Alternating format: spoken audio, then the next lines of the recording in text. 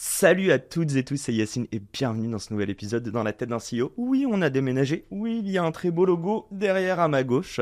Je suis chez Time with Two Eye et aujourd'hui on va parler du sujet le plus sexy du moment, la compta. N'est-ce pas? Hein? J'aurais pas cru ça. Max, es-tu passionné de compta?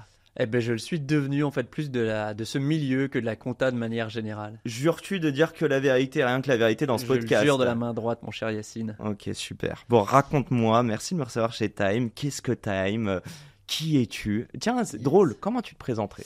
C'est une bonne question. Je suis toujours un peu embêté avec cette question-là, tu vois, parce que je ne travaille pas en tout cas. Qui je suis? Bah écoute, je suis Maxime Dick, je suis un des cofondateurs de Time. On l'a créé en 2015, on a une histoire qui est un peu plus longue que ça dans les faits. Voilà, bientôt la quarantaine. Oui, Voilà, j'ai 3 enfants et voilà, je suis tombé dans ce milieu en 2015. Enfin, je suis tombé dans ce milieu en 2009 pour être complètement exact, de façon fortuite complètement. Tu vas nous raconter ça, mais ma Ouais. question à 1 million, depuis quand tu te considères entrepreneur? Hmm. Euh, je dirais quasiment depuis 2009-2010. Ok, c'est quoi? Tu le connotes à un premier client ou tu le connotes à quoi? Parce qu'en plus ton histoire Je est le ouf. je le connote à un changement de situation et de statut. Tu vois, du moment où on te dit, ok, Parce que j'étais t'es salarié, progressif. on te dit, tu deviens associé. C'est ok pour t'associer avec nous. Ouais, Là, tu changes de mindset en fait. Voilà. ok. C'est comme ça que ça a basculé. Je pense à l'épisode qui vient de sortir aujourd'hui avec Asmanian qui dit décision exceptionnelle, résultat exceptionnel. Et justement, je pense qu'on va tendre vers ça. Raconte-moi un peu Time avec deux i déjà. Pourquoi deux i? Pourquoi? Ouh, Pourquoi avec deux i? La première, tu sais quoi, la première vraie raison, c'est c'est qu'on parce que voulait. c'était pris. Ouais, exactement. On voulait avec un, mais évidemment, ça l'a pas trop fait. Les mecs du magazine, du journal nous ont dit non, Non, ça va c'est pas le passer faire. à l'INPI. Donc on a fait avec deux. Et puis ça sonnait bien l'idée. En fait, l'idée c'était d'avoir un nom complètement décroché finalement de l'industrie en tant que tel et de se focaliser sur la valeur. Et fondamentalement, ce qu'on offre aux gens, nous, c'est de gagner du temps. Voilà. D'où bêtement ce i. Et raconte, Ce qu'est-ce que double i. Time, ouais. Alors, Time, c'est quoi? C'est une application, même deux applications si on veut être plus précis, qui va permettre aux entrepreneurs de tenir leur compta de façon hyper simple, hyper facile, et qui va permettre aux experts comptables, pareil, de faire leur job beaucoup plus efficacement. Hmm. Si tu veux, avant, tu avais des logiciels pour les experts comptables, et les CJ, Sage, etc., des trucs robustes, austères, qui ont fait leurs preuves. Windows 98, Ouais, en tout cas des trucs qui n'ont pas beaucoup évolué. ouais, passer la porte du SaaS, du De mobile. UX, UI. Voilà. Mhm. Et de l'autre côté, tu avais des logiciels pour les entrepreneurs qui étaient un peu plus sexy. Le problème, c'est qu'ils ont été pensés pour des besoins d'entrepreneurs et ils communiquaient pas avec les logiciels des experts comptables. Donc en gros, tout le monde était un peu insatisfait de cette situation-là. Quand ton expert comptable te mettait à dispo un outil, tu le trouvais pas trop sexy. Et quand l'entrepreneur faisait des exports à son expert comptable, l'expert comptable disait, c'est pas très pratique ton truc, quoi. Et donc nous, l'idée, c'est de dire on fait un logiciel qui va permettre aux deux mondes de communiquer ensemble efficacement, qui va faire gagner du monde aux deux, avec voilà, un vrai logiciel de compta qui Mhm. permet aux experts comptables de faire leur job de façon super productive et quelque chose de très simple pour les entrepreneurs, quelle que soit leur situation, voilà, qui leur permettent de vivre de leur entreprise sans avoir à se soucier de la compta. Alors, gain de temps, c'est sûr. Si je comprends bien, le problème. Est-ce que tu as mis le doigt sur le problème en te disant que les experts comptables ne parlaient pas le même langage avec leurs entrepreneurs, enfin, pas clients, l'inverse, leurs Alors fournisseurs? oui, en fait, le problème, c'est que les experts comptables ont une nécessité de récupérer des flux, soit des flux bancaires, des flux de factures, des flux de documents. Mhm. Ça, c'est ce qui leur permet de s'approvisionner en data, et ces datas-là leur permettent de faire leur job. Voilà. Donc en gros, quelle que soit ta situation, quand tu es un expert comptable, il a besoin de données pour pouvoir produire lui-même ton bilan, ta TVA, tes liasses, etc. Et donc la récupération de ces données-là, très historiquement, c'est la boîte à chaussures ou le classeur. Tu sais que Tu sais que chez moi, j'ai une boîte Nike. voilà, que tu as et encore. Alors que tout est dématérialisé, je les garde Voilà, quand même. mais quoi. c'est dématérialisé aujourd'hui, mais il y a jusqu'à pas si longtemps, et c'est encore le cas dans pas mal de cabinets comptables, tu dois emmener tes pièces sur place, ou alors tu as un collaborateur qui vient faire la saisie de toutes ces pièces-là. Hmm. Et donc nous, finalement, on vient remplacer cette boîte à chaussures-là avec la vraie fluidité qu'apportait la boîte à chaussures, c'est-à-dire que tu fous ton bordel, après démerde-toi mon cher expérimentable. plutôt pour la confort en recherche fait en et termes la- d'expérience pour l'expert rentable, pour l'entrepreneur pardon. Par contre, pour l'expert rentable c'est pas drôle du tout. Voilà, et donc nous on est vraiment venu digitaliser tout ce processus là. Ça s'adresse à qui?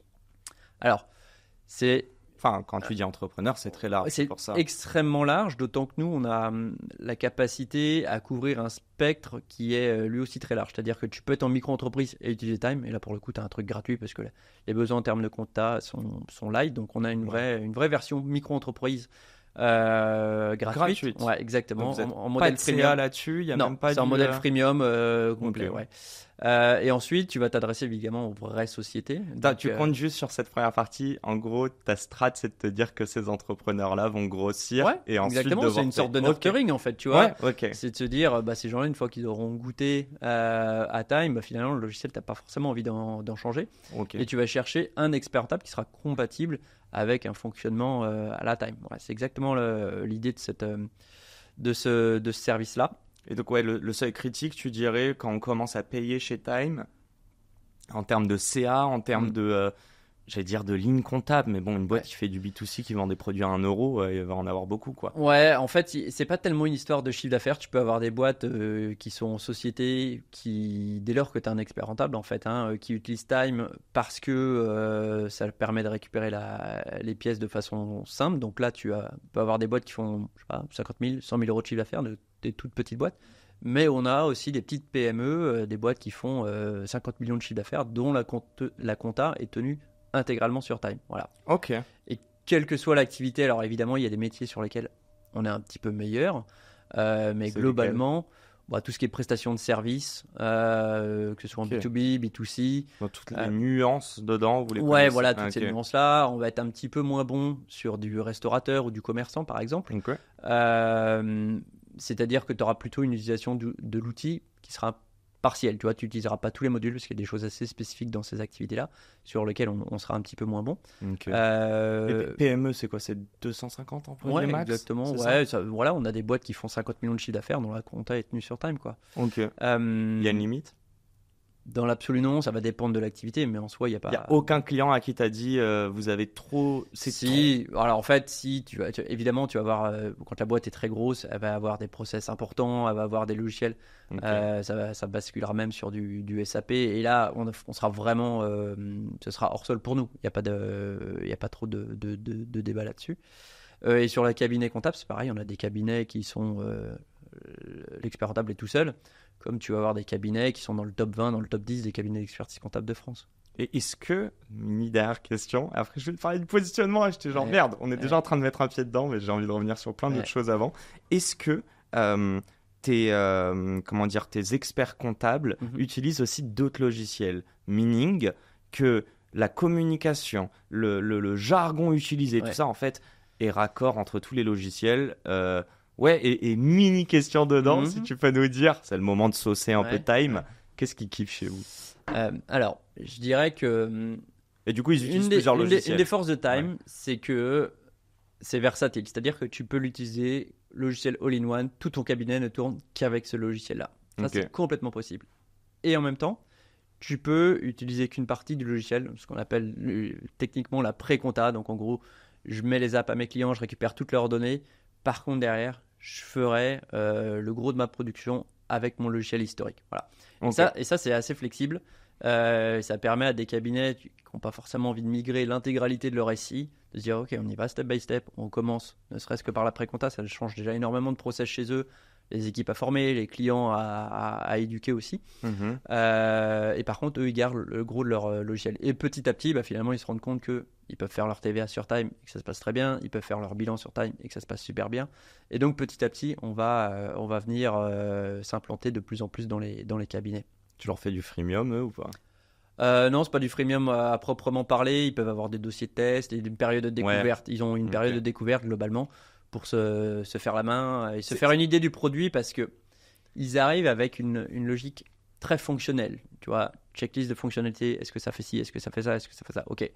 Mais c'est comme une voiture en fait. Si je te dis une Tesla, est-ce qu'elle a 4 roues? Est-ce qu'elle a un moteur? Est-ce qu'elle a des portières? Ouais, je peux te dire oui. Par contre, tant que tu l'as pas conduit, c'est pas facile de te rendre compte si l'expérience ça sera vraiment différente en fait. En fait, c'est comparer presque les résultats de leurs process normaux avec leur, ouais, leur, tout à fait. software versus avec le vôtre. Exactement. Et allez, dernière mini question dedans. C'est si important que ça de faire du freemium, voire d'avoir une sorte de produit d'appel pour un produit dans lequel tu sais qu'il est très robuste et que l'utilisation va être bonne. C'est un bon signe. Alors, c'est pas essentiel d'ailleurs. Il y a peu d'éditeurs qui le font. Okay. Par contre, ça a des vraies vertus. Ça te permet de gagner en notoriété assez largement à moindre coût, globalement. Plus qu'un livre blanc, par exemple. Ouais, globalement, ouais. Ça marche 100 fois mieux en fait. Ouais. Ça te permet vraiment de donner cet avant-goût de ce que peut être le produit sans avoir besoin de dépenser tu vois, des sommes astronomiques en AdWords ou autres pour ta version payante. Voilà. Donc c'est un truc où globalement tu le mets en place, tu as le bouche-oreille qui opère derrière et donc ça te génère du volume d'activité presque de façon automatique, quoi. C'est bien parce que c'était pas le but, mais du coup on met un petit pied dedans. On va parler de communication après, on va parler notamment du fait que tu parles à deux parties qui sont différentes, mais in fine ça reste des humains derrière. On est d'accord. Donc j'imagine qu'on adapte ça comme si c'était du B2C. Mais avant ça, ce podcast s'appelle Dans la tête d'un CEO. Et oui, je digresse beaucoup, mais je le dis et le répète, malgré l'aspect business, on est là pour te parler de toi et d'un point de vue humain. J'ai envie que tu me racontes un petit peu la genèse de ce projet-là et je vais l'intituler Du chaos à l'opportunité. Tada, jingle. Voilà. Raconte-moi ce qui s'est passé 5 jours après ton premier CDI. Même pas CDI d'ailleurs. Si, c'était enfin, ouais, c'était stage, mais stage encore débouché sur CDI. Écoute, je suis diplômé de mon master. En fait, mon master se conclut par un stage donc en M2 que je fais à Nancy dans une agence de com. M2 en quoi? C'était quoi? Marketing et projets digitaux. Voilà. Très content. Donc j'ai vraiment ce profil d'avoir fait du digital, que ce soit d'un point de vue design, sur du dev et sur du marketing. Voilà. Okay. Et donc sur le papier, job de rêve, agence de com, une trentaine de personnes, ce qui était pas mal en province, c'était déjà une belle agence. T'étais où? Sur Nancy. Nancy, ouais, ok. J'arrive dans cette agence en stage, équipe cool, mais tu sens qu'il y a des trucs bizarres, des trucs qui se disent, des petits bruits de couloir, tu sens rapidement malgré tout. Donc tu comprends vite que ça va pas très bien. Tu vois des messages que t'envoies ton maître de stage dire profite, tu seras peut-être à ma place un jour et ce jour sera peut-être proche. Ok, que c'est pas trop ce qui se passe.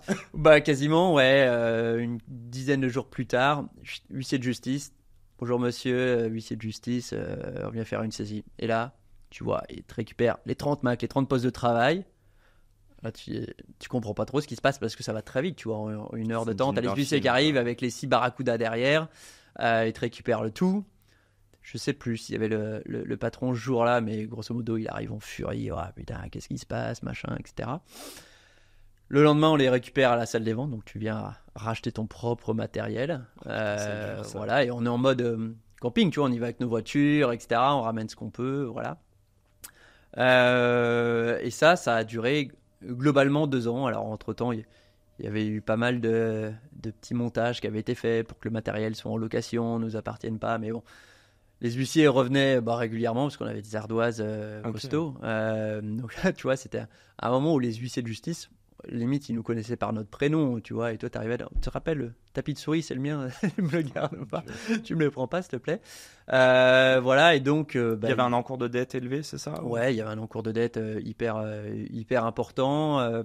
C'était ce moment où les agences de com devaient se réinventer, puisque le print perdait de vitesse et les clients voulaient basculer sur du digital potentiellement, mais la direction digitale à cette époque-là, elle était soit accaparée par des DSI, mais qui n'étaient pas très bons en com, forcément ils arrivaient avec un angle très technique, soit les agences de com qui devaient savoir faire du digital. Et c'est même pas un chargé de com classique à faire du SEO, à faire de l'AdWords. Enfin bref, il y avait vraiment un décalage énorme. Un nouveau marché, quoi. Ouais, un nouveau marché. Et si tu prenais pas ce pli-là, tu pouvais juste crever.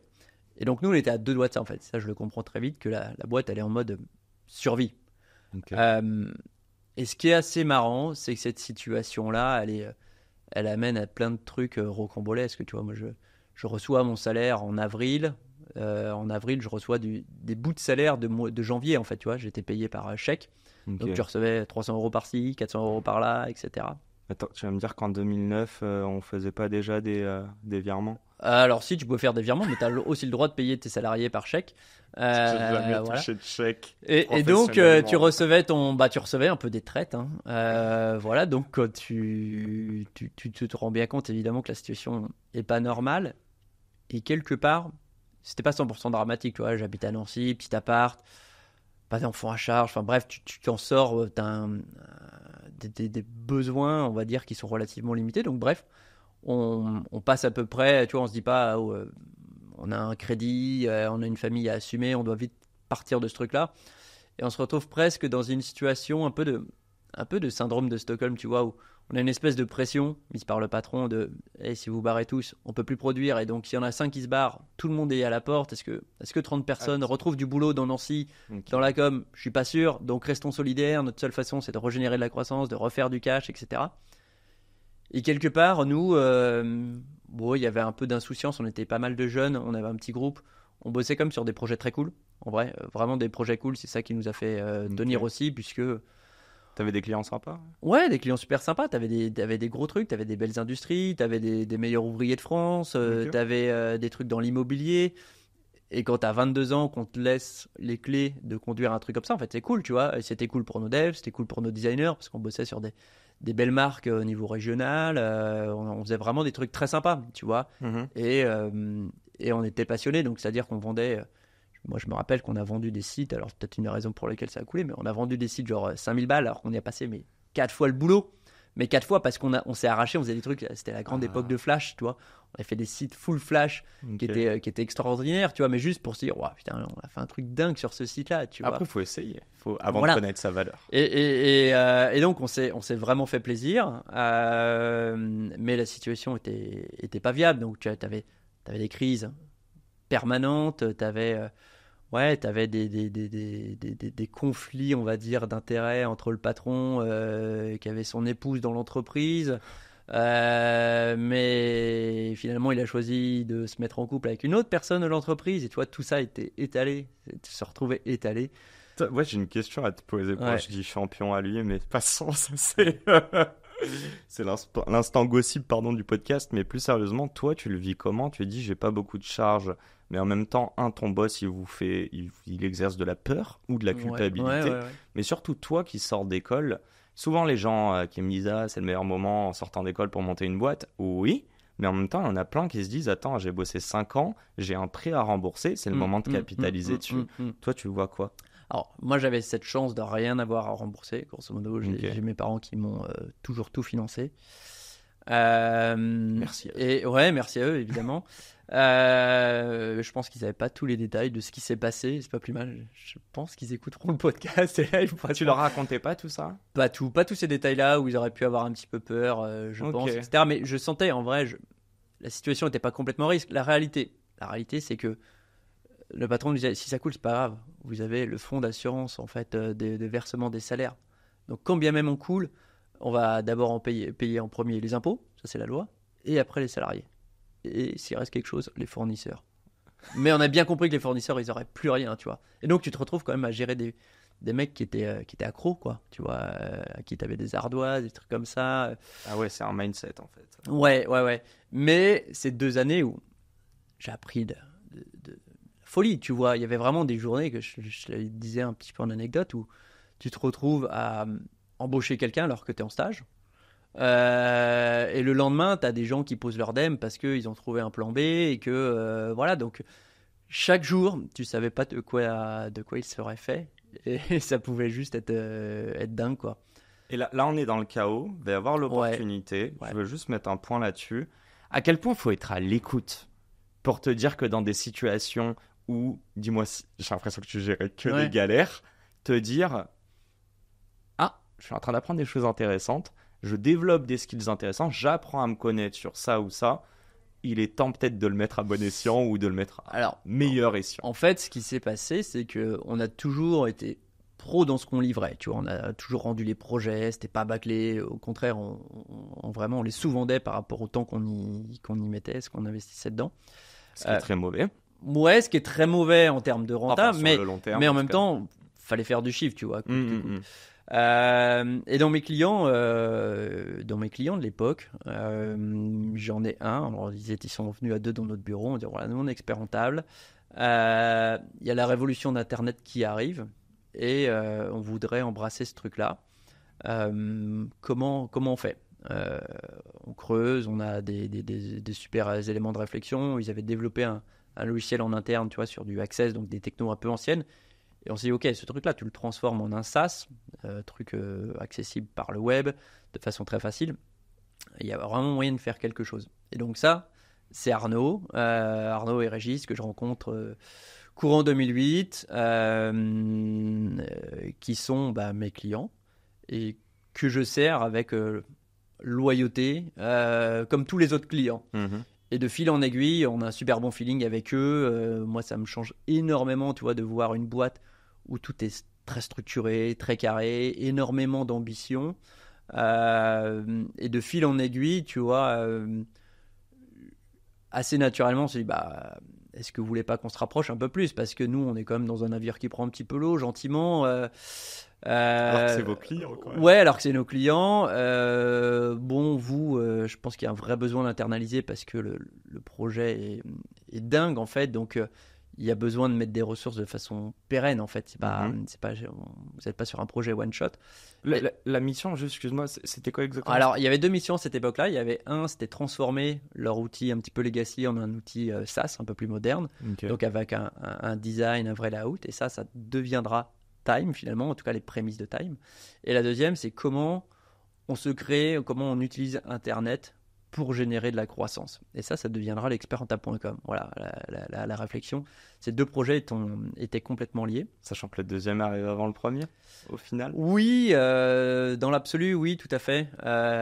Mais ils ont des trajectoires qui sont très liées, en fait. C'est vraiment deux projets qu'on a menés en parallèle avec des points de conjoncture très proches. Et donc, courant 2009, on arrive à cette conclusion de ok, si tu nous rejoins, très cool. Écoute, on te propose de devenir associé. C'est eux qui te disent ça ou ouais, c'est ça. Ok, d'accord. C'est ça. Qui était pour moi inespéré. Tu vois, je passe d'un truc où j'étais dans une situation tendue, etc. J'avais beau être au COMEX de cette petite boîte-là, tu vois. T'étais au COMEX? Ouais, j'étais au COMEX. Les COMEX étaient lunaires. Les COMEX étaient lunaires, tu vois. C'est les COMEX commando, quoi. Ils étaient complètement lunaires. Et donc, il me propose de devenir associé. Et écoute, Maxime prend en charge le digital. Voilà, moi, j'ai évidemment, je constitue ma team. Donc, j'ai pas de mal à expliquer à un dev et à un graphiste qui étaient des brutes de leur dire les gars, venez avec moi.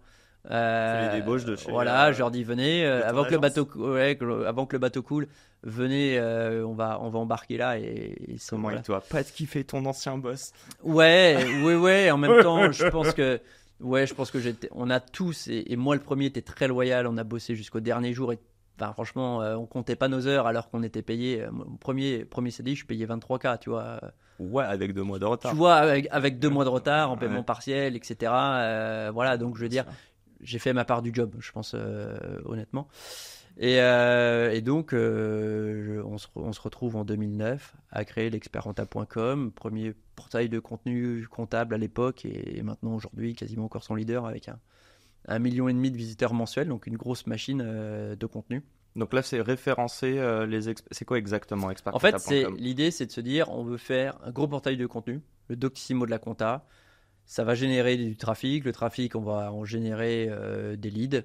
Et ça, on va pouvoir, nous, devenir cabinet d'expertise comptable en ligne. Tu vois, c'est l'époque où les Boursorama se lancent, les ING. Donc, on se dit, OK, la banque en ligne arrive. Tu n'as plus besoin d'avoir un banquier au pied de ta porte. Et donc, on crée ce cabinet-là dans cette idée-là. Sauf qu'au début, ça reste quand même donc la partie Time qui est en interne, je ne sais pas comment elle s'appelle, c'est un outil quand même utilisé par vous. C'est un outil interne qui nous permet, en fait, quand tu as des clients à distance, tu as besoin de récupérer leurs pièces encore plus, parce que la boîte à chaussures, on n'allait pas les récupérer. Voilà. Et donc, on crée cet outil-là parce qu'on en a besoin pour faire ce modèle. Pour augmenter, en fait, votre charge de... Ouais, pour être capable de produire ses clients à distance. Et d'ailleurs, à cette époque-là, il y a 2-3 cabinets en ligne qui se lancent, des experts comptables TPE notamment. Ils ont toute la même logique. En fait, les logiciels du marché ne permettaient pas de construire cette offre-là. Donc tout le monde développe son propre logiciel. Donc il y en a 2-3 qui existent à cette époque-là sur le marché. Tu parles avec eux? Ouais. Ok, vous essayez de voir. Ouais, on parle largement ensemble. Et pour la petite histoire, expert rentable TPE, donc ECL Direct, il se lance dans les mêmes bureaux que nous à Paris en 2009-2010, quelque chose comme ça. Voilà. C'est quoi l'ambiance? Vous vous montrez votre produit en interne ou pas? Assez peu, on en discute mais on rentre pas dans les détails. Okay. Ouais. Ça se drague, mais ouais, c'est ça. Parce que on sent que tout le monde a un petit peu les dents longues et veut faire un truc sympa. Voilà, donc on échange parce que ça reste une profession très confraternelle, hein, d'accord. Donc il y a de la place, sur le marché. Okay. Donc tu peux être le pionnier, même si tout le monde arrive. Si vous êtes les 2 premiers à partir, tu pars quand même avec de l'avance dans tous les cas. Donc c'est toujours bien de s'échanger des choses. Rapprochement des deux, jamais? Non. Non. Juste avant qu'on rentre dedans, j'avais une mini question. Juste prendre un step de recul. T'es stagiaire dans une boîte de com et en fait tu deviens CTO d'une agence d'expertise comptable. Ouais, c'est ça, d'un cabinet comptable. Qui ensuite développe un SaaS, si j'ai bien compris. Ouais, c'est ça, tu résumes bien. Qui ensuite va devenir un SaaS à part entière. Exactement, ouais, exactement, quand on fera le spin-off. De quoi t'as peur à ce moment-là? C'est quoi les risques que tu prends? Très peu de risques en fait. Tu les as pas fondamentalement, non, je les ai pas intellectualisés. Encore une fois, très peu de risques. Le cabinet comptable, c'est quand même une activité sûre. Tu as un business récurrent. Quand bien même on redoute que le marché risque de se déliter un petit peu et qu'il va se transformer. Mais globalement, je suis extrêmement rassuré aussi par les gens avec qui je m'associe. Parce que c'est des mecs, très bon feeling, un background hors norme, des valeurs tu vois, que je sens profondes et avec lesquelles je suis en phase. Donc non, j'ai jamais senti une peur. Vu ce que j'ai vécu, tu vois, je me dis, ok, avant c'était risqué, là c'est safe en fait. Tu te sens légitime? Je veux dire, t'as ni expertise comptable en termes de background. Je me sens ni pas technique. du tout légitime sur la partie comptable, faut être clair. Okay. En revanche, sur le digital, je suis un couteau suisse. Donc, je sais de faire de l'intégration, je sais de faire un logo, je sais de faire une charte, je sais de faire un peu de dev, je sais de piloter des projets, je sais les vendre. Tu sais surtout parler aux gens techniques, j'imagine. Ouais, je sais parler à des gens techniques complètement. Je viens avec ma Dream Team, tu vois. Je viens avec Jérém, qui sait tout faire en termes de dev. Je viens avec Julien, qui est un tueur en product. Vous avez passé combien de temps ensemble dans l'agence avant? Dans l'agence, on a passé 2 ans ensemble. Quand même. Okay. Mais on a vécu des milliards de trucs. Oui, en condensé en plus. Même en termes de projet, tu vois, c'est quand tu travailles en agence, surtout que nous on était dans un mode où il fallait enchaîner les projets. Donc on a dû monter en 2 ans une 50aine de projets en fait. Donc on a vraiment vécu beaucoup de choses en fait. Aujourd'hui, je vois des gens sur le marché qui ont 7-8 ans d'expérience, ils n'ont pas fait ce que j'avais fait moi en 2 ans. Tu vois, leur book, il est vide. C'est quoi la meilleure qualité que tu as apportée avec tes 2 ans d'expérience chez Time? Avant, c'était pas Time, mais... Je dirais des idées, tu vois, de la capacité. Et peut-être parce que j'avais touché à plein de projets et qu'on était dans une vraie agence de com, donc une agence créative avec... des réflexions, une logique, tu vois, d'avoir un directeur artistique, un directeur de création, bref, une vraie agence, tu vois, où avoir des idées, c'est le job, tu vois, en permanence. Okay. Et ça, c'est mon truc, c'est le truc où je m'éclate, tu vois, de toujours réfléchir à des concepts, à des trucs peut-être farfelus. Et là, ce qui est top, c'est que quand je rejoins Arnaud et Régis, en gros, ils me disent, t'as des idées, vas-y, tu les fais. Donc ils ont su valoriser ça. Ouais, ils ont su valoriser ça, ils ont su me laisser le terrain de jeu nécessaire. Et ça, c'était royal en fait. Et c'était une de mes craintes de me dire, je passe d'un secteur où je travaillais sur des tonnes de projets, où là, je me retrouve sur un seul projet. Est-ce que je vais pas m'ennuyer là-dedans? Et en fait, pas du tout. Parce qu'en fait, tu verticalises vraiment le projet, tu le connais tout de A à Z, tu vois, tu sais pourquoi les choix ils sont faits, tu sais ce que ça implique derrière en termes de process, tu sais les personnes qui bossent dessus. Et donc, en fait, c'est vraiment quelque chose qui t'appartient vraiment. Et la réalité, c'est qu'en plus, cette entreprise-là a plein de facettes et plein de projets, en fait. Donc, un seul projet est déjà très riche, mais on en a en permanence. Une vision long terme, quoi. Exactement. C'était déjà prévu, ouais. Quand je dis long terme, c'est que c'était déjà prévu que l'outil interne devienne un vrai SaaS à commercialiser, que ce soit le produit, le vrai. C'était pas forcément écrit. Ok. Sincèrement, donc ça a été l'opportunité encore. ouais, c'était pas forcément écrit. Ça l'est devenu quand clairement, on savait que c'était notre secret sauce, que le cabinet a vraiment grossi. On savait que c'était très largement en partie grâce à ça, puisque les clients l'adoraient, ça générait de la croissance, ça générait du bouche-oreille. Ok. Derrière, le cabinet était plus productif que la moyenne, donc forcément, ça a permis de faire une très belle percée sur ce marché-là. Et malgré tout, à un moment donné, on arrive à un moment où on sait que de toute manière, le marché, c'est pas scalable. Tu peux pas prendre tout le marché, il est énorme. On a des plafonds de verre en termes de productivité. On a aussi beaucoup de cabinets qui viennent nous voir en disant ça a l'air bien votre truc, où est-ce qu'on l'achète? Ah, même ça, tu l'achètes pas en fait, ça n'existe pas. Ok. Donc petit à petit, on sent que. C'est quoi, vous leur faisiez des démos en fait? Non, c'est un truc où tu le vois sur le site, ils voient les avis clients, D'accord. ils voient ce truc qui a l'air sympa, mais qui est pas à vendre en fait sur le papier, qui est pas dans les catalogues, qui est pas au congrès des experts rentables, tu vois, qui est pas sur le marché en fait. Mais comment tu sais que c'est le produit qui intéresse presque plus que la couche service que vous apportez? Tu le vois dans les avis clients.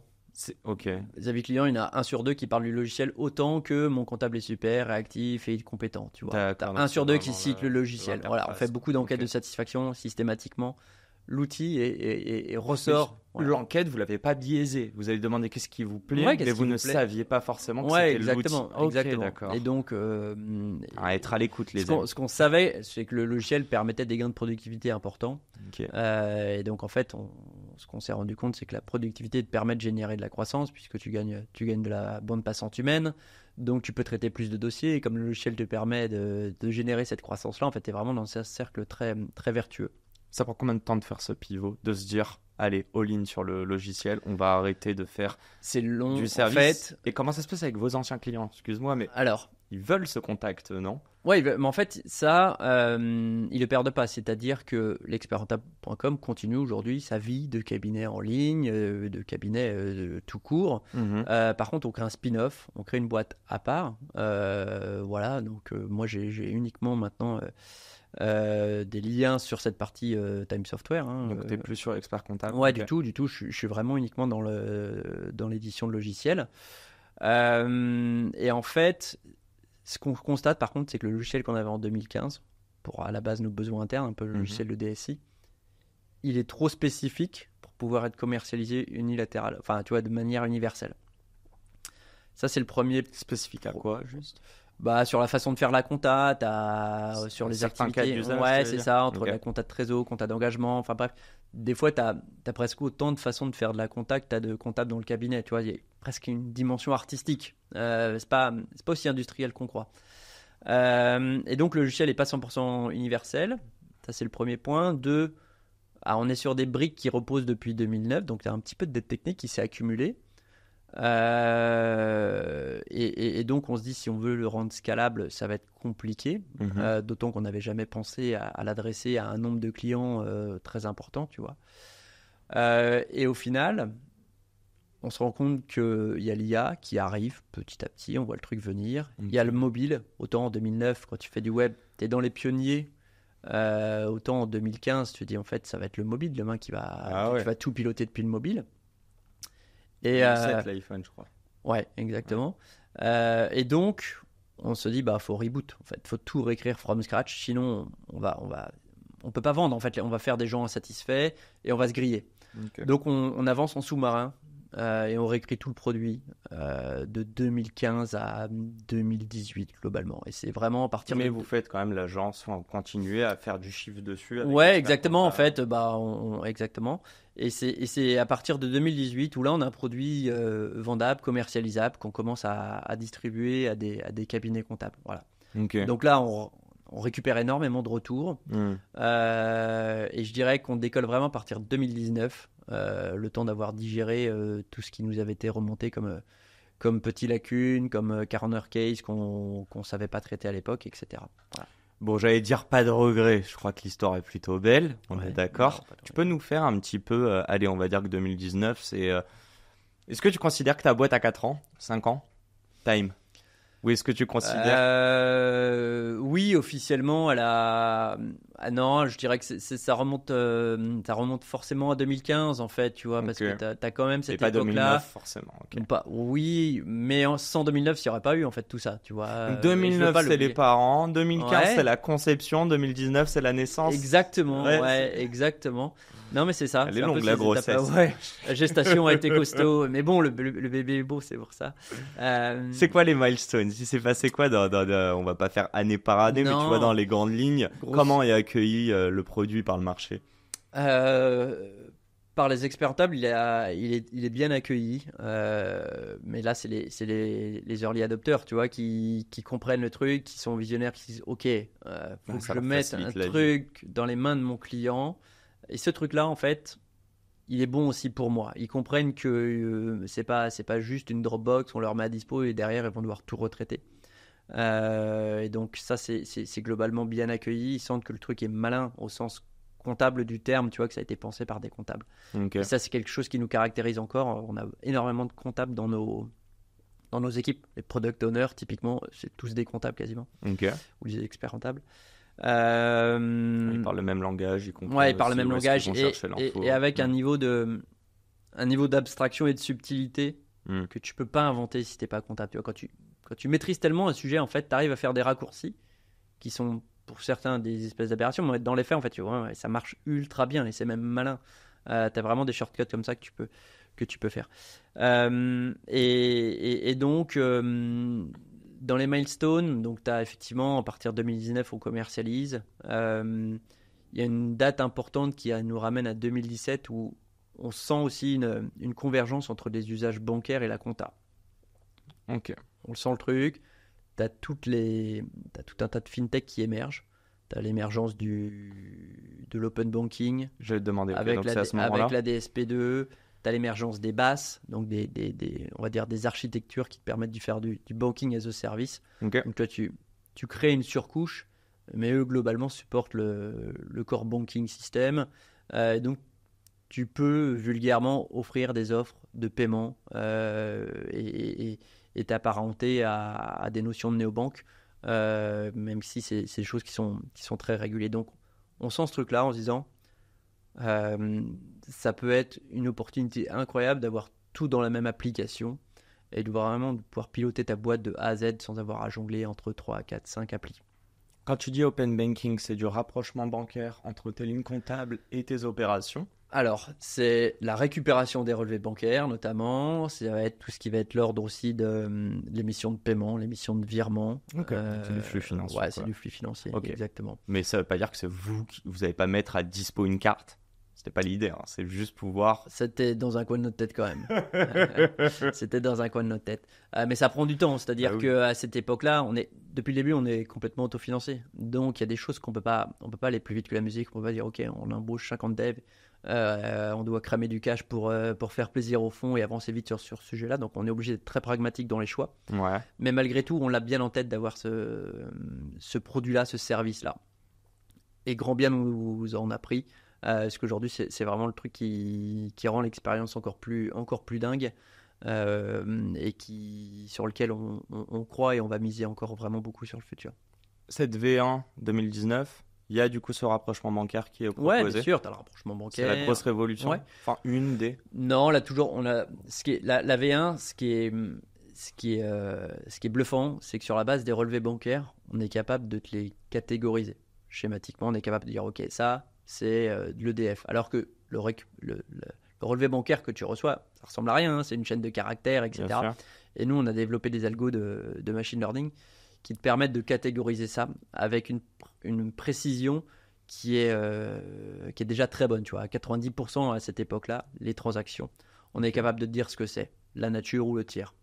Ok. Voilà, Et dès qu'il sait pas, il te demande, l'humain va chercher. c'est ça enrichit. l'humain qui va changer. Voilà. Et donc en fait, ça c'est énormément de boulot que tu retires à tout le monde. C'est-à-dire que Mais on se dit, putain, voilà. aujourd'hui on se dit c'est normal. Ouais. Mais en fait, non, avant Ouais. les gens ils refaisaient 10 Ouais, fois la bah, même en OP. fait, les gens imprimaient leur relevé bancaire, ils écrivent à la main en face à quoi ça correspondait, ils envoyaient ça à leur cabinet comptable qui ressaisissait tout dans son logiciel, tu vois. Donc là en fait, j'ai dit, ok, on a une donnée digital first en fait, on va travailler sur cette data là. Et ça c'est vraiment Ce qui en 2019 fait qu'on est les seuls à le faire, et en tout cas on est les seuls à le faire avec ce niveau de qualité et sur des volumes de données déjà conséquents. Qui paye juste à ce moment-là? Ce sont les experts comptables ou ce sont À 100%. C'est Ouais. les experts comptables. Ouais, complètement. Donc du coup, vous n'avez pas forcément... Bah si, je veux dire, vous avez besoin de convaincre les entreprises, mais à ce moment-là, c'est les experts comptables qui le font pour elles. pour Ouais, vous exactement, c'est eux qui distribuent le produit. Ok, et qui disent, voilà ce sur ouais. quoi tu vas m'envoyer de la data. C'est ça. C'est Exactement. quoi les chiffres? Tu disais 2017, il y a eu ça, 2019, c'est le lancement. Ouais, je dirais que 2019, on a à peu près 40 000 utilisateurs, quelque chose comme ça. Vous êtes combien en interne? En 2019, on devait être une centaine. Ok, À peu près, ouais. ok. Vous avez fait x 2,5 en 5 ans, vous êtes C'est ça. 250 aujourd'hui? Ouais, aujourd'hui on est 250. Basé où? Paris, Nancy, Metz, Épinal et full remote, voilà. Donc t'as à peu près une centaine de personnes sur Paris. Mais Nancy, c'est resté le cœur? Le cœur, non, en fait c'est le barycentre. En fait, on a des gens sur Metz, parce que pareil, on avait dans nos lead dev des gens qui étaient sur Metz, donc ils voulaient pas rester sur Paris, donc ils sont partis sur Metz. Épinal aussi, ça faisait partie, on a des attaches profondes sur Épinal, et donc Nancy c'est au milieu, donc pratique. Voilà, donc là tu as à peu près 100 personnes sur ces 3 sites-là, une centaine sur Paris, et à peu près une cinquantaine maintenant full remote. Raconte 2019.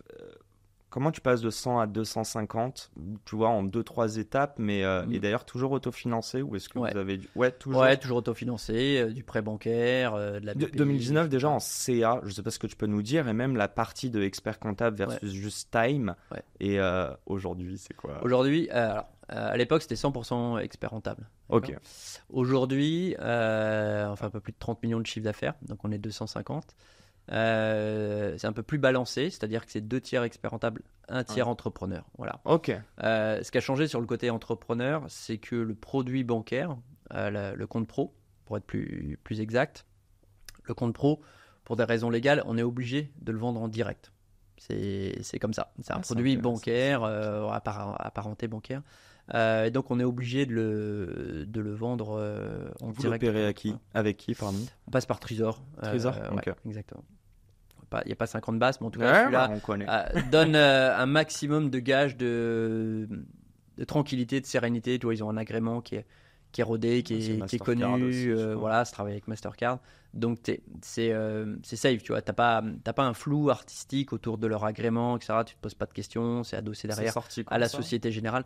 Trésor, le compte pro, chez nous. Ouais. Et donc Trésor. L'agrément là en 2017, mais je pense que le compte pro il est sur le marché de façon chez nous on a toujours tendance à faire les choses avec de la prudence, tu vois, pas se précipiter sur le go-to-market, donc on le distribue à partir de 2019 grosso modo. Ouais. Tu vois une différence entre la proportion expert comptable versus entrepreneur? Du coup, vu que cette partie-là, vous la vendez qu'aux Alors entrepreneurs. elle commence à s'opérer à partir de ce moment-là, effectivement, le rééquilibrage. Après, tu sais, il y a 20 000 experts comptables en France, donc nous on travaille avec 2000 aujourd'hui, donc il en reste encore 90% en fait avec qui on pourrait travailler. Ouais. Et en termes d'entreprises qu'on adresse aujourd'hui, c'est un peu scoop, mais on devrait arriver à 200 000 là à la rentrée, je pense en septembre, grosso modo. Ok. Tout à l'heure, tu me disais 40 000, c'était quand 40 000? 40 000, c'était en 2019, ouais, c'est ça. Ok, donc x4 en 4-5 ans, C'est pas ça. mal. Ouais. Je repose ma question. Mhm. Si 2023, vous êtes à 30 millions ou 2024, Ouais. 2023, on est à 30. Ouais. c'est quoi 2020, 2021 et 2022? Aujourd'hui, on est sur une croissance de l'ordre de 35% à peu près, quelque chose comme ça. T'as vu une chose entre... il y a eu, j'allais dire le Covid, mais est-ce qu'il y a eu des événements qui ont fait que...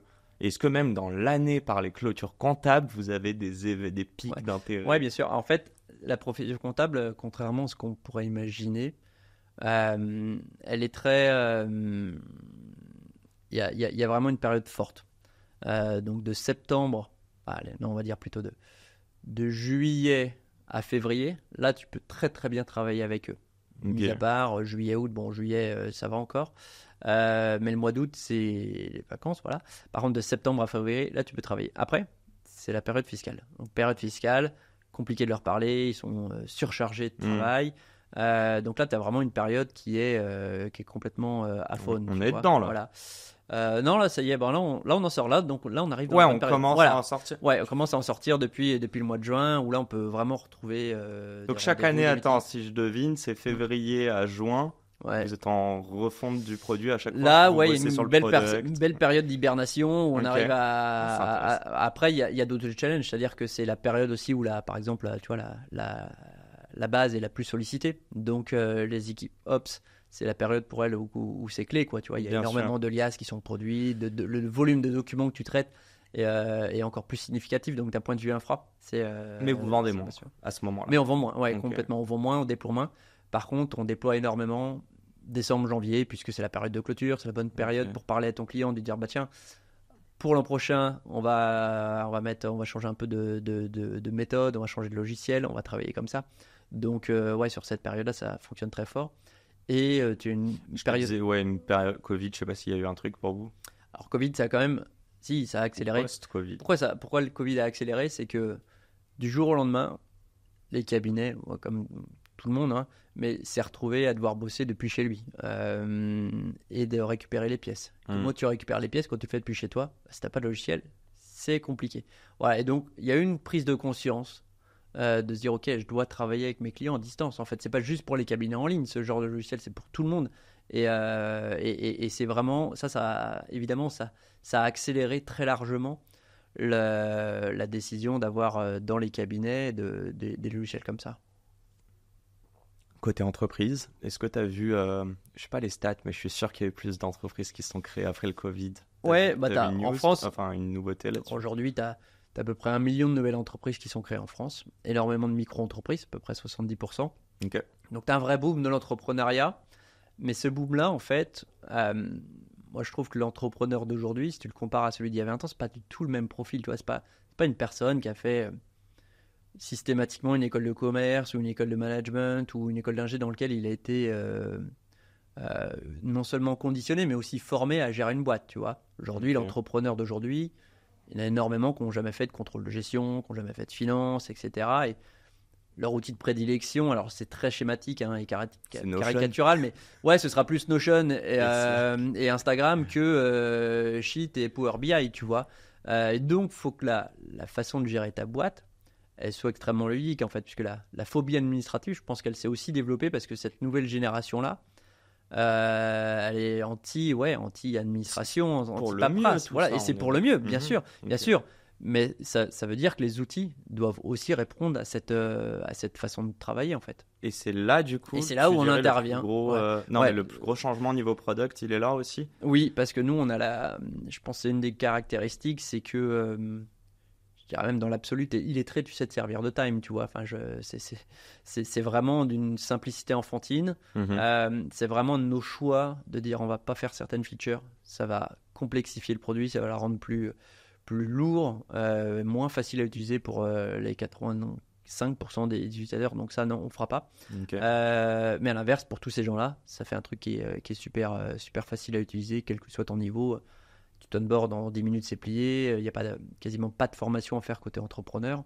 Tu as utilisé Voilà. le mot. Tu as utilisé formation, on parle de Ouais. com. Je veux Ouais. parler de deux choses. Je veux parler de la pédagogie, Oui. notamment quand tu commences à t'attaquer à des entrepreneurs, parce Ouais. que, ok, à la base, c'est des experts comptables. Et d'ailleurs, tu disais, c'est 2 tiers, 1 tiers. Mm. Et peut-être que ça va évoluer. Mm, mm. Je voulais savoir dedans deux choses. À quel point c'est important de t'adresser à ces gens-là. Donc, ça voudrait dire que c'est un jargon, j'imagine, qui est différent. Mhm. Il faut aussi adapter le product. Ouais. Et la deuxième chose, c'est toi, à titre perso. Est-ce que c'est toi, Max, ou est-ce que c'est toi, Time? Mais est-ce que vous avez évolué votre communication? Et pourquoi c'est important d'être présent? Ouais. Bon, le petit B2B versus B2C Ouais, dont on ouais. parlait. Alors, Vous avez 2 minutes. on a. Ouais, mais ça va Take être your compliqué. time. Non, on a vraiment. Merci pour la passe D. C'est deux produits sensiblement différents. Côté expert comptable, le logiciel s'appelle Time Expert. Là, tu es vraiment dans les codes d'un logiciel comptable. Tu vois, je te mets dessus, tu es paumé, sans doute. Hein. Il y a des couleurs quand même ou... Très peu. Ouais, Ah mais ouais. il y en a un peu, non, mais presque, hein, c'est vrai. Donc, un vrai outil métier. Et là, on a un vrai sujet. Alors, on a un sujet plus d'acculturation et d'évangélisation. Mais c'est plus parce que c'est pas tellement parce que le logiciel est complexe, c'est juste que la façon de travailler avec un logiciel que tu mets à disposition de tes entrepreneurs, ça change pas mal la donne en fait. Tu rentres dans un mode collaboratif. Donc c'est voilà. Là, on a des vrais sujets de formation, d'évangélisation sur c'est quoi la vision, c'est quoi l'avenir des experts comptables, où nous, on essaie d'apporter un peu notre pierre à l'édifice. Mhm. C'est un marché qui est quasiment... qui pourrait être ubérisé. Il y a cette vraie menace-là qui plane. Ok. Il y a une espèce de pression. Donc nous, on est là un peu comme étant le bras armé de ces experts comptables-là pour leur Ils ont dire... peur pour leur job, en gros. Ouais, ils peuvent avoir peur pour leur job, exactement. Ouais, Après, on ne traitera jamais automatiquement des flux, une boîte qui fait 30 millions même. Non, mais entre automatiser à 100% et automatiser, tu vois, à 80%, bah, en fait, potentiellement ton chiffre d'affaires qui peut être sacrément raboté. À Donc, combien vous êtes automatisé, vous? en fait, ça va dépendre. Globalement, nous, en termes de production, les experts comptables sont à peu près 30% plus productifs avec nous. Non, alors là, moi, à combien on automatise? Non, toi, Time, Ouais. client de ta solution, Ouais. j'imagine, Ouais. pour votre compta, Ouais. à quel point tu penses que toi, demain, tu n'aurais pas besoin d'expert comptable, en fait? Alors, en fait, on en aura toujours besoin, tu vois, pour le conseil, pour l'accompagnement, pour toutes les subtilités. Enfin, en France, au niveau fiscal, au niveau social, on est bien, tu vois. Donc, il y aura toujours besoin de Il y a de spécialistes quoi, pour t'aider à te trouver À les être à la meilleurs page, chemins. ouais. Ouais, voilà. Après, oui, la production comptable en tant que telle, elle est, chez un logiciel comme Time. Et pour une boîte comme Time, c'est globalement, oui, c'est très facile, globalement. Ok. Et donc ce logiciel, enfin côté expert comptable, pardon, on a un vrai besoin effectivement de donner de la matière, d'expliquer, de faire du présentiel, de faire de la formation, de faire des webinars. Côté D'être proche d'eux, quoi. ouais, fait. d'être proche d'eux, Ouais. exactement. Beaucoup de salons, beaucoup d'événements en physique. Côté entrepreneur, en revanche, le produit est, comme je disais, extrêmement simple. Et effectivement, on est dans cette limite entre du B2C et du B2B. Mais tu vois, t'as personne qui t'a formé à utiliser ton compte pro. Tu vois, typiquement, je sais pas dans quelle banque tu es, si t'es à la Caisse d'épargne, BNP ou peu importe, quand bien même lui que c'est dégueulasse. Toujours pas. Mais globalement, t'as pas besoin que ton chargé de clientèle t'apprenne à dire monsieur Yacine, si vous voulez faire un virement, c'est par ici, etc. Ouais, Tu vois, bien sûr. c'est facile. Voilà, et c'est facile parce qu'on a aussi cette discipline de se dire on veut rendre le truc facile, on veut que ce soit vraiment une commodité. Faut que ce soit sans douleur. C'est tac, je prends en photo ou en un clic, je fais les choses. Qu'on ait vraiment chassé les clics. Et donc en fait là, les besoins de pédagogie sont paradoxalement assez light en fait. Comme bien même on adresse 200 000 personnes de ce côté-là, c'est très light. Voilà, on a des newsletters product, etc.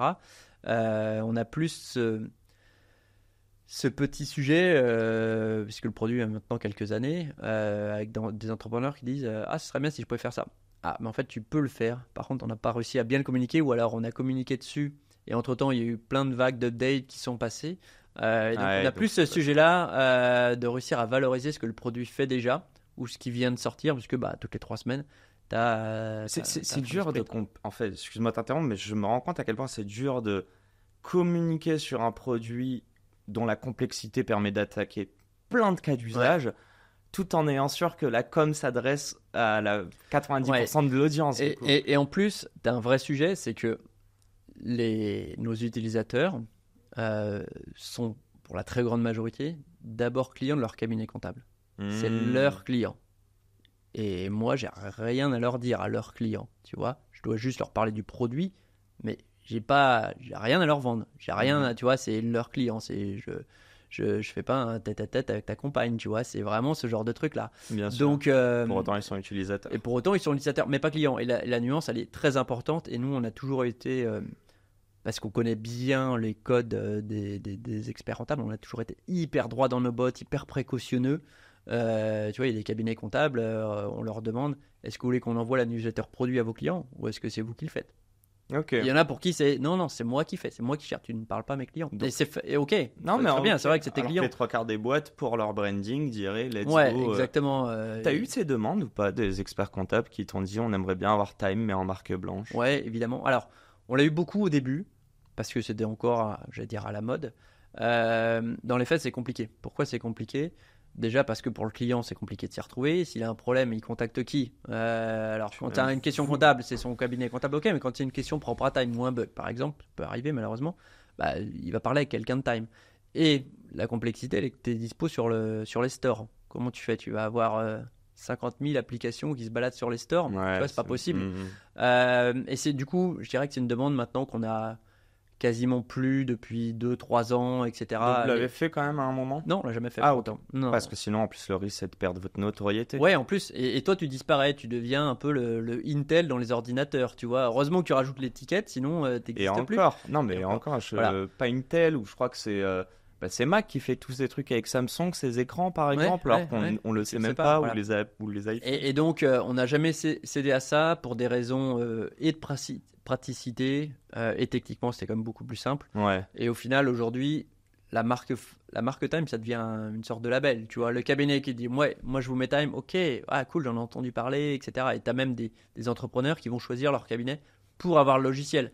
Et donc là, en j'allais fait, te voilà. demander justement, mais est-ce que c'est arrivé qu'un entrepreneur qui change d'expert comptable, ou peu importe, qui a entendu parler de Time et qui demande à son expert comptable de passer sur tous les jours. Donc ça, ok. Ça arrive, Et c'est ça la force du B2C, c'est de t'adresser à ces entrepreneurs. Exactement. Et c'est vrai que ça permet de rentrer dans un nouveau cabinet, de faire découvrir le produit, etc. Mais ça arrive tous les jours. Je te prends de court un peu, mais c'est quoi la métrique que toi, en tant que CEO, tu regardes chez Time au quotidien, celle qui est la plus importante pour toi?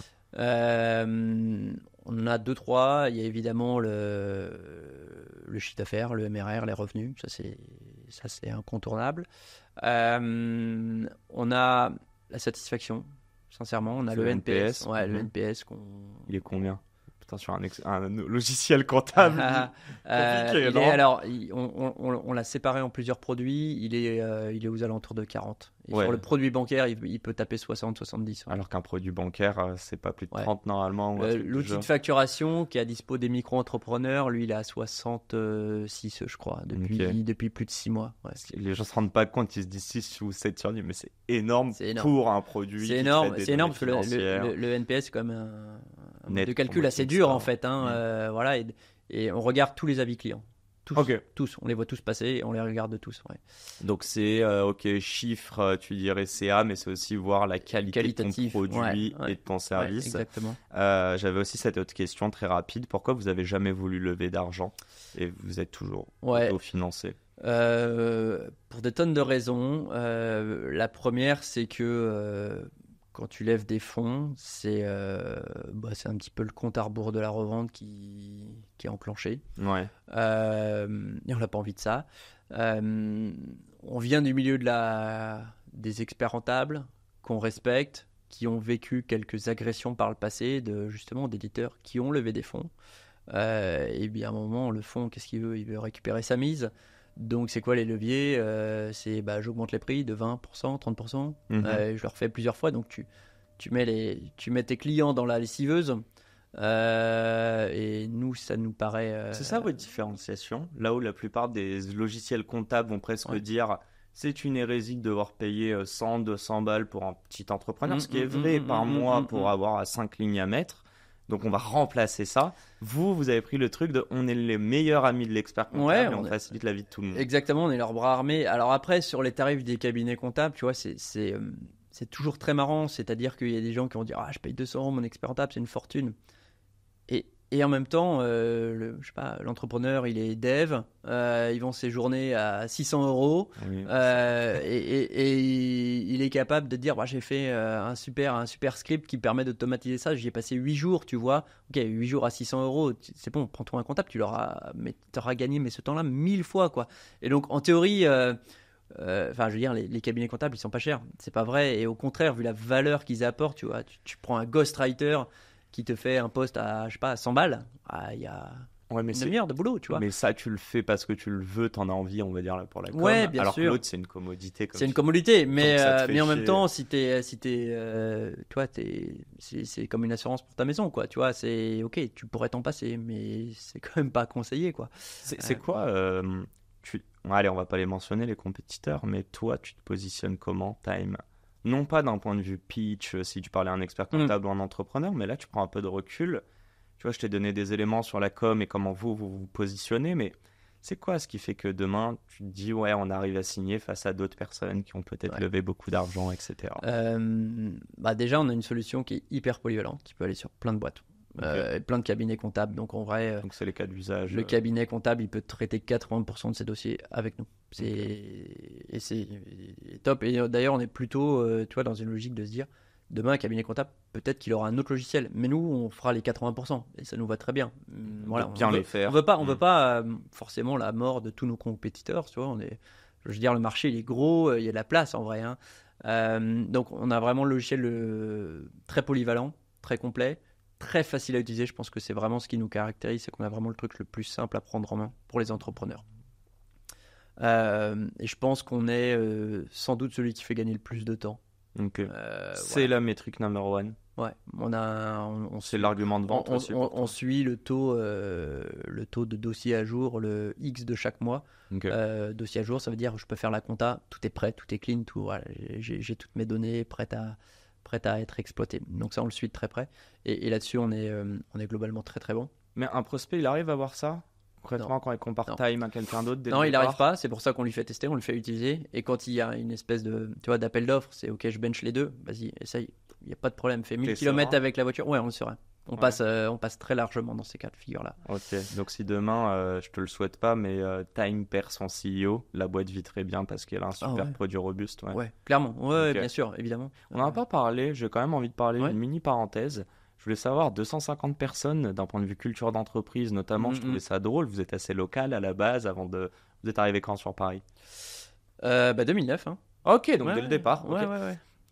Comment on fait croître une boîte de manière saine, tout en ayant une croissance, tu disais, 35% par an, et puis en vrai, au début, je pense que ça a été un peu plus gros. Comment on fait ça ? Là où on parle tout le temps de levée de fonds et beaucoup d'argent. On a une culture d'entreprise qui est assez particulière. Tu fais bien de mettre le sujet sur la table. Ouais. On donne énormément de liberté aux salariés. Ça veut dire qu'ils peuvent choisir d'abandonner leur compteur de congés payés. Donc, ils peuvent prendre autant de congés payés qu'ils veulent, globalement. C'est quoi la moyenne ? La moyenne, c'est aux alentours de 30 jours. Donc, voilà. On peut le plus qu'on pense. Mais en fait, quand tu donnes, on abuse pas. Ouais, c'est ça. Je sais pas, c'est quoi, je vois, au buffet, tu ressors pas non plus, tu vois, sur un brancard tellement t'es gavé. Sauf Jean-Paul Rouve dans Le Sens de la Fête, que j'ai revu il y a pas longtemps. Pareil sur les horaires, on fait pas chier les gens, il y a pas d'horaire attitré. Okay. Tu sais, t'as des devs qui sont avant 11h, c'est pas vraiment branché, et t'as des gens, je sais pas, qui ont une vie de famille. Et à 16h30, ils doivent récupérer leur gosse à la crèche, quoi. Et fine, tu vois. Donc là-dessus, c'est tant que ça fonctionne dans ton équipe et que tout le monde est OK, que tout le monde a une transparence sur tout ça, c'est libre. Il n'y a pas de titre chez nous. Enfin, tu vois, c'est des étiquettes qui te mettent dans des fiches de poste. Et chez nous, tu peux changer de job plein de fois dans ta vie chez Time. Okay. Voilà, donc il n'y a pas de titre. 2-3 exceptions près pour faire, on va dire, plaisir au monde extérieur pour qu'ils arrivent à avoir un peu de lisibilité. Genre CEO? Ouais, non, même pas, je suis pas CEO, tu vois, j'ai jamais mis l'étiquette CEO, je mets l'étiquette co-founder. C'est qui le CEO? Je suis directeur général, il n'y en a pas vraiment en fait. Ouais, en fait, c'est ok. C'est drôle, mais alors. Donc, tu vois, on a des directeurs généraux, on a une présidente, voilà, mais pas officiellement de trucs très établis. Vous êtes franco-français? Ouais, franco-français et sans doute pour très longtemps. Bah oui, parce que c'est un milieu qui est quand même un milieu très localisé. Autant on sait faire de la compta en France, et Dieu sait que c'est assez compliqué en France, mais on sait pas comment. On sait pas. On s'intéresse pas à ce qui se passe au Benelux, en Espagne, dans les pays anglo-saxons. Non, on restera français. Quand bien même notre nom nous trahit un petit peu par rapport à ça, mais non, il n'y a pas d'ambition à l'international. Bon, it's about time. Oh là là là là. Et on va diguer dans ta tête. Allez, oh là là là là. Tout ça en live. Toutes ces blagues en une phrase, voilà, j'ai fait mon quota. Bon, très simple. J'aimerais savoir si tu prends un peu de recul là. Ça va, on prend encore 10 minutes? Ouais, bien sûr. Qu'est-ce que ça te nourrit, l'entrepreneuriat, je vais dire au quotidien, mais même pourquoi tu t'es lancé? C'est dur de le voir à l'époque, mais aujourd'hui. Je crois que je me suis lancé là-dedans parce qu'en fait, ça t'ouvre un champ des possibles infini, quoi. C'est-à-dire que c'est toi-même le responsable de tout. Si un truc qui va pas, tu dois le corriger, tu peux le corriger. C'est un truc que tu veux faire, tu peux le faire. T'as pas à avoir une obligation qui vienne d'un niveau hiérarchique très important. Donc, de la liberté quand même. Ouais, t'as de la liberté. Alors ça oblige aussi, mais mais tu as la capacité de faire ce que tu as envie. Et ça, c'est génial. Tu dois rien à personne. Et si ça marche, c'est grâce à toi. Si ça foire, c'est à cause de toi aussi. Mais ça, c'est en termes d'accomplissement, d'épanouissement personnel. Bah, tu ressors avec du plaisir là-dedans. En fait, tes règles du jeu, c'est toi qui les fixes, quoi. Comment déjà c'est propre à toi, on est d'accord que c'est pas toutes les personnalités Évidemment. qui sont comme ça. Ouais. Je pense qu'il y a plein de personnes, même dans ton équipe, qui sont Mhm. contentes d'avoir un confort, de venir bosser, mais pas forcément de vivre time même le Ouais. week-end. Et en même temps, il y a des limites à ça. Ouais. Toi, genre, qu'est-ce qui t'a nourri ce truc-là? Est-ce que c'est vraiment ces 2 ans d'expérience peut-être en agence où tu t'es pris est-ce que c'est une telle claque pour ta première expérience pro? En vrai, je sais pas si c'est une blague, je vois plutôt ça comme une espèce de bouffée d'hélium, tu vois, tu ressors Ok. de là, un peu bizarre, un peu, Mais t'en veux plus? ouais, t'en veux plus. En tout cas, ça m'a pas découragé un seul instant, tu vois. Pour moi, ça reste une expérience incroyable. Et les gens, les anciens, comme on dit de cette époque-là, on a tous eu des belles carrières, je pense après. Ok. Et on est tous certains que sans cet épisode-là, ça aurait pas pu avoir lieu, en fait, tu vois. Ça a créé un peu ce catalyseur dont on avait peut-être besoin, je sais pas. T'étais comme ça à l'école? Est-ce que c'est à être avenant, à, je sais pas, en prise de groupe, à vouloir driver? Parce qu'il y a une chose que Ouais. t'as dit tout à l'heure. Moi, je l'ai noté, on n'est pas Ouais. revenu là-dessus. Ouais. T'as dit, j'étais stagiaire, j'ai dû embaucher des gens. Ouais. Et peu de temps après, t'as quand même dit que t'es allé débaucher 2 superstars de ton Ouais. agence Ouais. pour les ramener. Enfin, et après, je t'ai demandé pourquoi. Enfin, qu'est-ce qui a fait Ouais. En fait, t'arrives quand même à fédérer des gens. Ouais, je pense que j'ai cette facilité-là à parler avec les gens, avoir assez peu de conflits avec les gens, de manière générale. J'aime pas ça en plus d'ailleurs. Mais ça nourrit quoi, toi, d'embarquer des gens? Moi j'adore ça. Enfin, tu vois, le travail, quand tu fais des choses en équipe, etc. Et d'ailleurs maintenant ça me dépasse complètement. C'est-à-dire que moi, modestement, ma contribution elle est très maigre dans tout ça. Donc tout ce qu'on fait qui est super, quand tu vois des avis extraordinaires de clients, je les prends pas pour moi, tu vois. Tout de suite, il faut que je relâche le ballon pour dire oh, les gars, regardez ce que vous La faites. pensée Quoi. que C'est c'est vous. quoi? Tu dis, putain, on a embauché les bonnes personnes. Ouais, c'est exactement. Et tu dis, putain, on est en train de construire un truc, on est en train de vivre un truc. Et je serais tout seul dans ma chambre à le faire. Ça aurait évidemment pas la même saveur. Donc tu as le partager avec des gens. Ouais, je Ok. pense qu'il y a ce côté aussi, peut-être un peu de.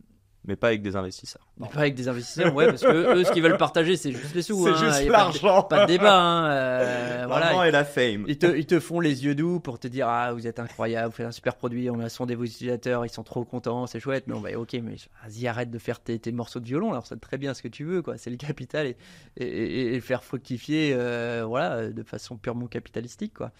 Et oui, pour en revenir au premier sens de la question, oui je pense que j'ai toujours eu ce côté esprit de groupe. J'ai fait des sport co, j'ai toujours eu ce truc là, mais de façon un peu discrète, c'est-à-dire qu'en début d'année, je pense qu'à l'école, les mecs connaissaient pas le même Maxime qu'en fin d'année, tu vois. Ah oui. Ouais, Ah, ouais, c'est je suis drôle. quelqu'un d'assez introverti, D'accord. mais par contre, Mais sur le terrain, mais il me faut du temps. Mais une fois c'est-à-dire que les gens qui me connaissent bien, ils me croient pas quand je leur dis que je suis timide, machin, etc. Tu me mets dans un événement de networking, je suis pas à l'aise. Mais par contre, tous ceux qui me connaissent, ouais, ils savent très bien qu'à partir de décembre-janvier, je faisais partie du top 3 à ambiancer un peu la classe, tu vois, Ok, sans aucun d'accord. souci. Mais au début de l'année, ouais, c'est le mec, il est discret, il est tranquille. Pourquoi Pourquoi t'es discret de prime abord? C'est une bonne question. Je pense que c'est de la pudeur. Je pense que c'est.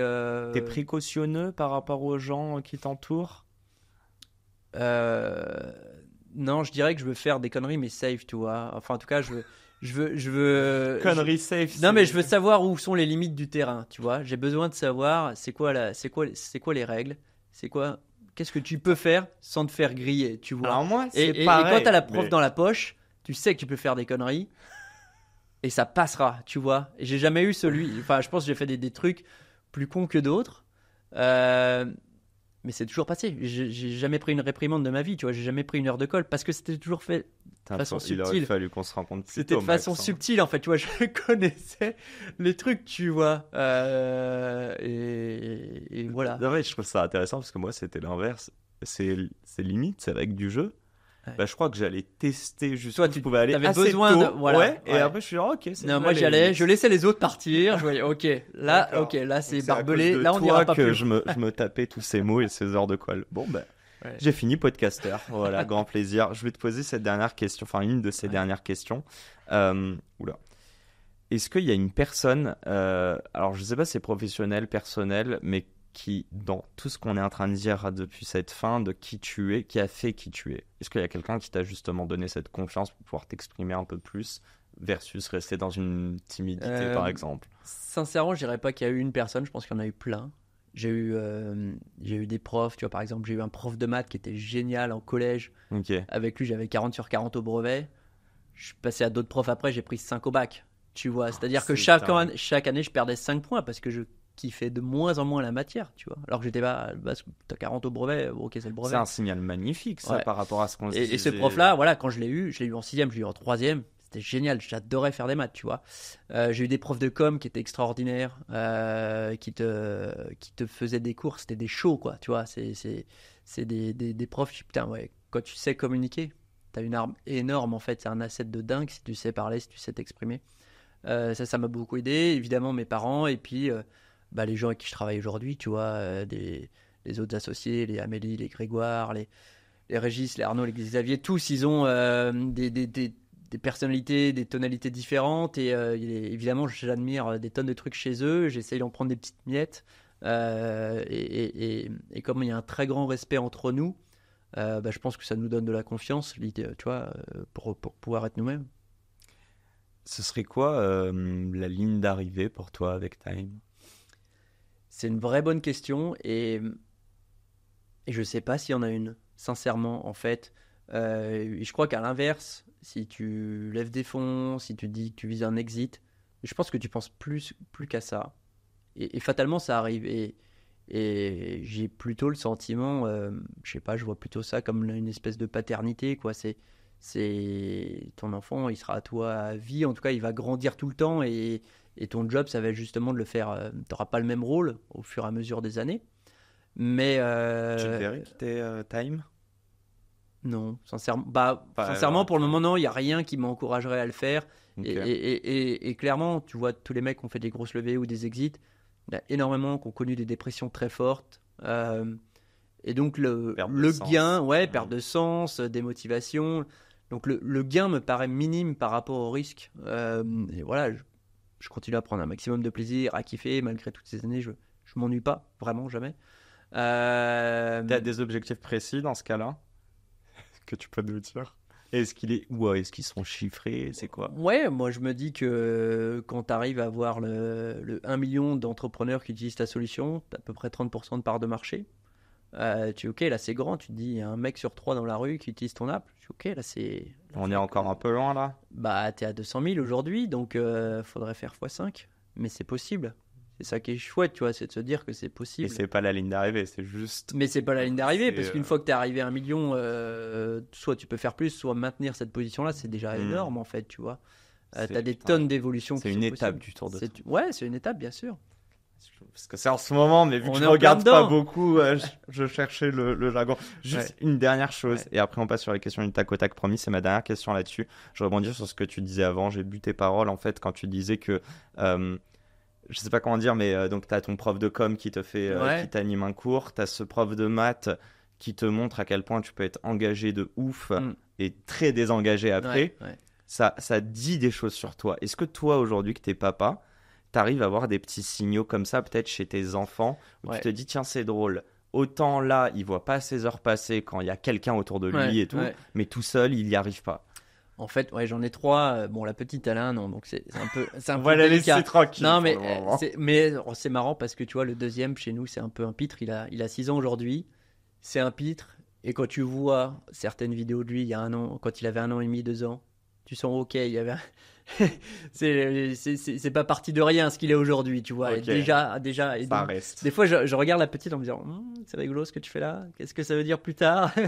Et en fait, effectivement, mes deux garçons sont assez différents. Ouais. Le premier, il est très orienté compète. Il est pour autant très bienveillant, tu vois, avec les autres, mais il veut gagner. En fait, ce qui l'intéresse, c'est de gagner, c'est d'être le premier.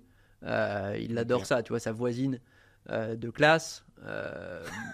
Il l'a défoncé. Non, un jour, il me dit, ouais, la maîtresse a changé de place. Je suis à côté de quelqu'un d'autre. Ouais, elle se débrouille bien, mais elle est moins forte que moi, c'est la numéro 2. Je dis, comment ça, c'est la numéro 2? Bah ouais, moi je suis numéro 1, elle c'est la numéro 2. Je dis, ouais, ça, jamais tu lui donnes ce surnom. Tu gardes ça pour toi. Mais je dis, fais gaffe, elle va te piquer ta place. Donc vas-y, motive-toi. Et maintenant, ils se font des petits jeux entre eux, tu vois, ils se regardent les dictionnaires, ils essayent, ils font des trucs. Donc lui, il est animé par la compète, tu vois. Pareil. Mais c'est un jeu. Mais c'est un jeu, ça reste un jeu. Il adore le foot, il adore le tennis. Il en pratique beaucoup, mais tu vois, il a encore ses rêves d'enfant, dire je suis en équipe de France et tout. Et c'est super, et j'ai pas envie de casser ça. Ça se cassera par lui-même si ça doit se casser, tu vois. Il adore ça. Le deuxième, ça n'a rien à voir. Le deuxième, c'est un rêveur, c'est un artiste. Plus compliqué à gérer, forcément. Et des fois, mes parents me disaient non, mais t'étais juste pareil en fait, détends-toi. Toi aussi, tu nous faisais des trucs. On se disait, mais qu'est-ce qu'il nous fait? T'as toujours un peu dans la lune, à trouver des idées, des trucs, etc. Et ça m'aide aussi de le voir comme ça, en me disant putain, faut qu'on lui laisse un maximum de liberté, quand bien même des fois c'est très frustrant parce que t'es obligé de répéter 50 fois, tu vois, le truc. L'autre, tu le dis une fois, l'écran, c'est fait, nickel. C'est chirurgical. Et faut pas comparer. Ouais. Et c'est vrai que c'est vraiment c'est chouette en fait de se dire que les deux auront des trajectoires complètement différentes. Ils passeront vraiment pas par les mêmes sentiers pour arriver en haut de la montagne. Il y en a un qui prendra limite le téléphérique et l'autre par contre il va y aller à main nue sur la face nord, tu vois. Et peut-être deux entrepreneurs. Ouais, peut-être, ouais. Il y en a un qui veut avoir un resto étoilé, etc. Bon bah hâte d'y aller manger. Je t'interromps volontairement, il nous reste genre 1 minute je crois, mais alors attends, je vais quand même faire mes dernières questions du tac au tac, très rapide. Hein. Vas-y. Ok. On est good, Victor? Ouais, vas-y, pour une minute. Allez. Go. Sur une échelle de 1 à 10, à quel point tu te considères heureux de manière quotidienne? 9. Sur une échelle de 1 à 10, à quel point tu te considères riche? 6. Sur une échelle de 1 à 10, à quel point ton job t'apporte du sens au quotidien? 9. Sur une échelle de 1 à 10, à quel point ton job est difficile au quotidien? 6. Et sur une échelle, pas sur une échelle justement, si tu n'étais pas entrepreneur aujourd'hui à la tête de Time, qu'est-ce que tu serais ou qu'est-ce que tu ferais? Je pense que je ferais une autre application. Je sais pas quoi. Je ferais mon petit prono. Je ferais vie de merde. Un truc un peu plus délire peut-être, mais dans la tech quand même. Ouais. Ok. Bon bah, dernière question. Ah, tu ferais du plaisir? Ouais, bien sûr. 10 sur 10, c'est bon pour ton 10 NPS. sur 10. Allez, c'est mon beau C'est l'école des NPS. fans. Un grand merci à toi déjà, Maxime. Merci à toi pour merci pour l'invitation. l'accueil. Merci à toutes les personnes qui nous ont suivis. Et n'hésitez pas à nous laisser des bons commentaires. Je le dis jamais, mais c'est important Mais oui, ça. on a besoin pour Donc que voilà. plus haut toujours. Et moi, je termine avec ça. Mais un grand merde à toutes les personnes qui nous écoutent. Merde dans vos projets. Et voilà, croyez en vous. À Ouais. très vite. Ciao, ciao.